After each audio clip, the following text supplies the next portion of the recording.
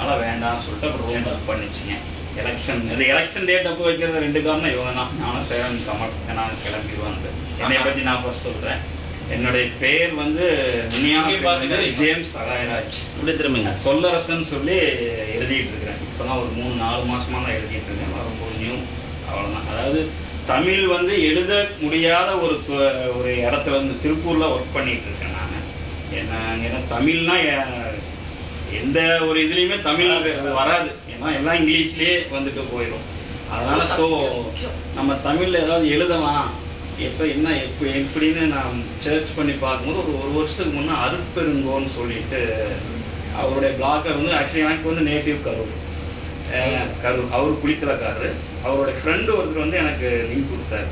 அவங்களுடைய பிளாக் படிச்சுட்டே இருவாங்க. அந்த முத்துலட்சுமி, கைவெளி, ராமலட்சுமி, அந்த ஒரு பெரிய அதுல பார்த்தேன். ஆனா பட் நான் பின்னோட்டெல்லாம் போடுறது கிடையாது. ஏன்னா எப்படி போடுறது, எப்படி பிளாக் ஆரம்பிக்கணும் 1 இயர் படிச்சுட்டு இருந்தேன். அது எப்படி சார் பின்னோட்டம் போட்டா தான் பின்னோட்டம் போடுவாங்க. ஏன்னா நமக்கு டைம் கிடையாது. தெரியாது. எல்லாருமே தெரியும். இதுல இருக்கிற கோவி கண்ணன், அவர் ஓசை செல்வாவையும் தெரியும். ஓசை செல்வம் நானும் ஒரு தடவை கிளாஸ் ஆனோம். அதுவும் அவருக்கு தெரியாது. கோயம்புத்தூருக்காரர் தெரியும். வெப் டிசைனர் தெரியும்.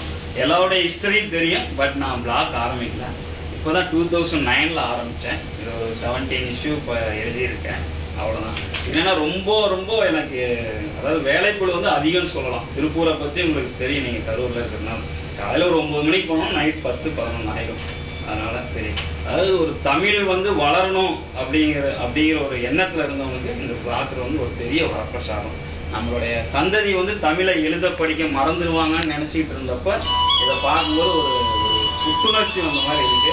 நிறைய நண்பர்கள்லாம் கிடைச்சாங்க. அது ஒரு இதுதான். திருப்பூரில் ஒர்க் பண்ணிட்டு இருக்கேன். திருச்சியிலே வீடு இருக்கு. ஃபேமிலி திருச்சியில் இருக்காங்க. வரகநேரியில். நேட்டிவ் வந்து